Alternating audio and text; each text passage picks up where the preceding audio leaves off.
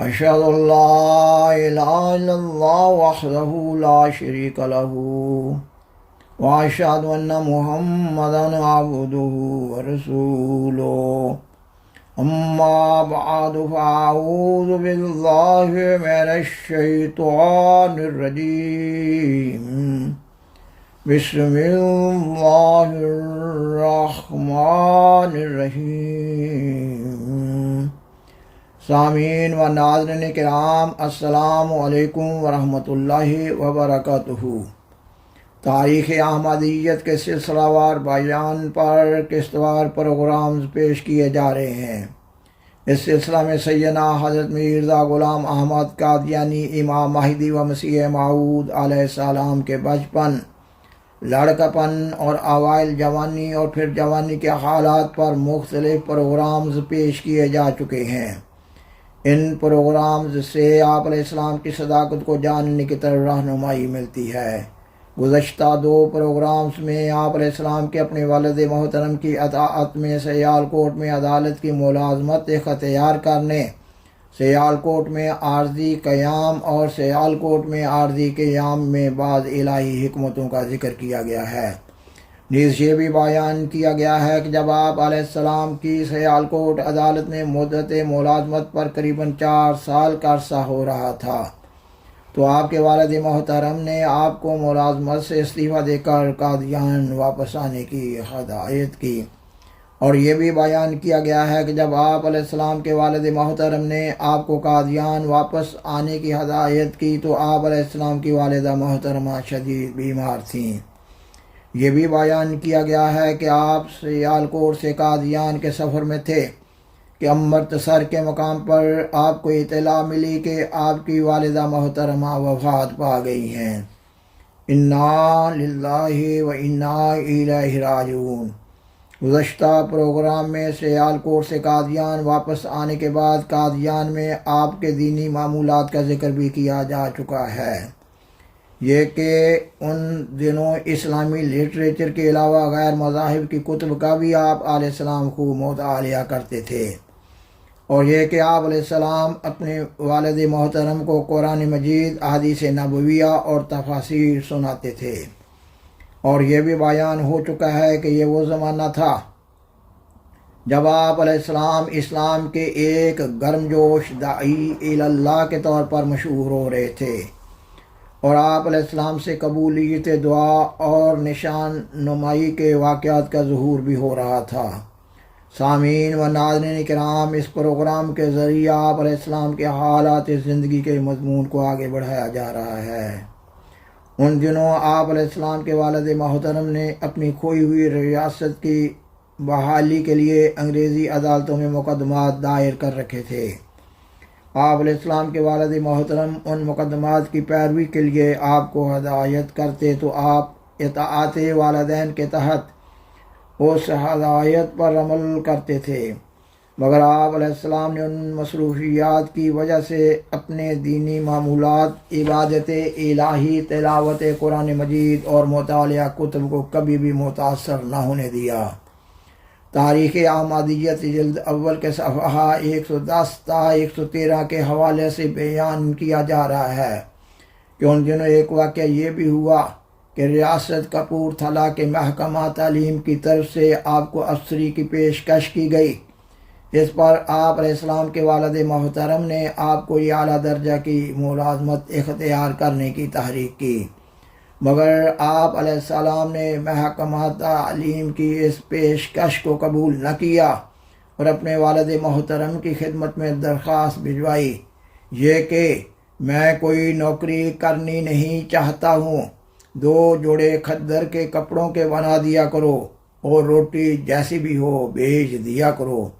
آپ علیہ السلام کے والد محترم کو جب آپ کا یہ پیغام ملا تو انہوں نے ایک شخص میاں غلام نبی کو نہایت رقت بھرے دل کے ساتھ مخاطب کرتے ہوئے کہا، میاں غلام نبی، میں خوش تو اسی پر ہوں، سچی راہ تو یہی ہے جس پر یہ چل رہا ہے۔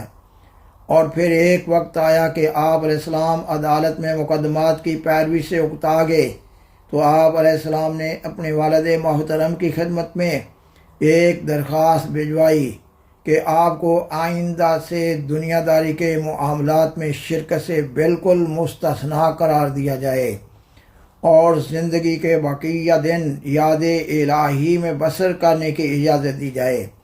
آپ علیہ السلام نے یہ درخواست اس زمانہ کے دستور کے مطابق فارسی زبان میں لکھی تھی۔ اس درخواست کا اردو ترجمہ پیش کیا جا رہا ہے۔ آپ نے لکھا، مخدومی حضرت والد صاحب سلامت، غلامانہ مراسم اور فدویانہ آداب کی بجا آوری کے بعد آپ کی خدمت میں یہ عرض کرتا ہوں کہ ان دنوں یہ امر مشاہدہ میں آ رہا ہے اور ہر روز یہ بات دیکھی جا رہی ہے کہ تمام ممالک اور قطعات زمین میں ہر سال اس قسم کی وبا پھوٹتی ہے جو دوستوں کو دوستوں سے اور رشتہ داروں کو رشتہ داروں سے جدا کر دیتی ہے اور ان میں دائمی مفارقت ڈال دیتی ہے، اور کوئی سال بھی اس بات سے خالی نہیں گزرتا کہ عظیم الشان آگ اور المناک حادثہ ظاہر نہ ہوتا ہو یا اس کی تباہی کی وجہ سے شور قیامت بپا نہ ہوتا ہو۔ یہ حالات دیکھ کر میرا دل دنیا سے سرد ہو گیا ہے اور چہرہ غم سے زرد، اور اکثر حضرت شیخ سعدی شیرازی رحمہ اللہ تعالیٰ کے یہ دو مصرع زبان پر جاری رہتے ہیں اور حسرت و افسوس کی وجہ سے آنکھوں سے آنسو بہہ پڑتے ہیں۔ خاکسار بیان کرتا ہے کہ شیخ سعدی کے ان دو مصرعوں کا اردو ترجمہ پیش کیا جا رہا ہے۔ ناپائیدار عمر پر بھروسہ نہ کر اور زمانے کے کھیل سے بے خوف نہ ہو۔ آپ علیہ السلام نے یہ بھی لکھا کہ نیز فرخ قادیانی کے دیوان سے یہ دو مصرع بھی میرے زخموں پر نمک پاشی کرتے رہتے ہیں۔ خاکسار بیان کرتا ہے کہ ان دو مصرعوں کا بھی اردو ترجمہ پیش کیا جا رہا ہے۔ اپنے دل کو دنیا دوں میں نہ لگا، کیونکہ موت کا وقت ناگہاں پہنچ جاتا ہے۔ اور آپ نے لکھا یہ کہ عمر کا اکثر حصہ گزر گیا ہے اور اب چند دن باقی رہ گئے ہیں۔ بہتر ہے کہ یہ چند روز کسی کی یاد میں بسر ہوں، اس لیے میں چاہتا ہوں کہ باقی عمر گوشہ تنہائی اور کنج عزلت میں بسر کروں اور عوام اور ان کی مجالس سے علیحدگی اختیار کروں اور اللہ سبحانہ کی یاد میں مصروف ہو جاؤں تا تلافی معافات کی صورت پیدا ہو جائے، کیونکہ دنیا کی کوئی پختہ بنیاد نہیں، زندگی کا کوئی اعتبار نہیں اور حیات مستعار پر کوئی اعتماد نہیں ہے۔ جس شخص کو اپنا فکر ہو اسے کسی آفت کا کیا غم۔ سامعین و ناظرین کرام، آپ علیہ السلام کے حالات زندگی کے سلسلہ میں 1868 عیسوی یا 1869 عیسوی کے واقعات میں سے آپ علیہ السلام کے ایک اعلان یہ کہ بادشاہ تیرے کپڑوں سے برکت ڈھونڈیں گے، بادشاہ تیرے کپڑوں سے برکت ڈھونڈیں گے کا ذکر کرنا بھی ضروری ہے۔